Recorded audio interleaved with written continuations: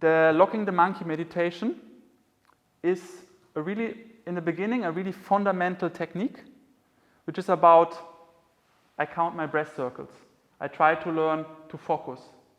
Yeah? So it's a really basic focus meditation in the beginning. But later on it can become, depends how you practice it, like the most high-level meditation that brings you to emptiness. So in the locking the monkey meditation keeps both potentials in it. Yeah, it is a really great beginning fundamental meditation because it's really simple. But this simple way of this meditation also gives you the possibility to find deeper layers that are hard to find in other practices that are more complex. So in the first circle of practice, we have a really specific way how we practice the locking the monkey meditation. We start with 100 days, counting to 100. Yeah, this is the locking the monkey method. And we count to 100. Each count is one breath circle. So in and out, one count. And you try to count from 1 to 100. If you feel unsure in this count, where am I? Am I in 12? Or suddenly, maybe I was 14? You start from the beginning again. If you lose completely track, you don't know where I am anymore, you went with a thought, you start with count 1 again. Okay? And this you do for 100 days. If you forget one day, or you don't manage one day to finish to the 100, you start from day 1. Okay? So this is the first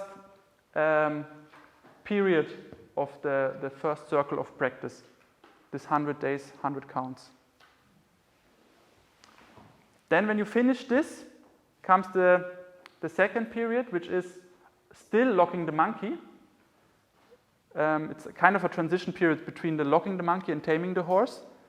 And there we count to 1,000 for 49 days. But this 1,000 are not counting the breath circles, yeah, in and out. This is 3 or 4 hours if you do this. You can try one time, it's good. But it's a constant mind stream. Okay, it's like you start to disconnect now your breath and your mind is independently counting from 1 to 1,000. Okay, so you try to be faster than your breath, but slower than your heartbeat. In order you have no anchor point and connection to the body. And this is the big difference of the monkey and the horse also, that you, in the monkey method, you connect body and breath. Yeah, you connect mind and breath. Clearly, you start to harmonize these two the mind and the body. You start to harmonize them together. In the horse method, you start to disconnect these two. So the body is doing his thing freely, and the mind is doing his thing.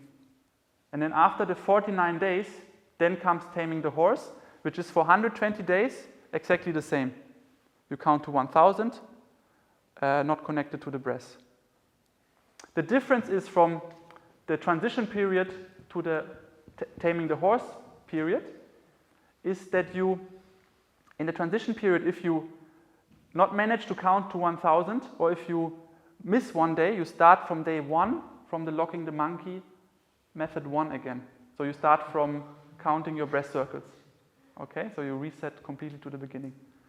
When you once finish this, the 2 first training periods, locking the monkey 1 and 2, and you come to the taming the horse, and then you would miss one day, then you start with the horse again. This is the difference. Yeah, so there's, in this first circle of practice, you basically have how many days? 269 days of practice. And this is the first circle that introduces you to the 3 methods basically.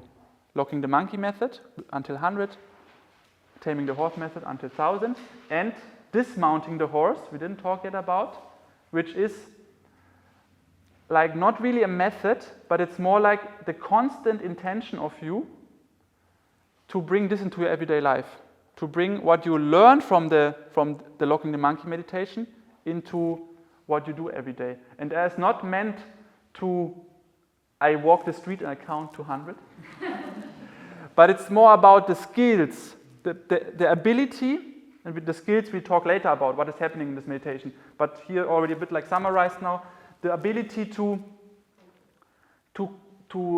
observe what I'm doing, to take a step back, to disconnect from my thoughts, and to look on them from outside, to look on my emotion from outside, is one skill of the locking the monkey meditation.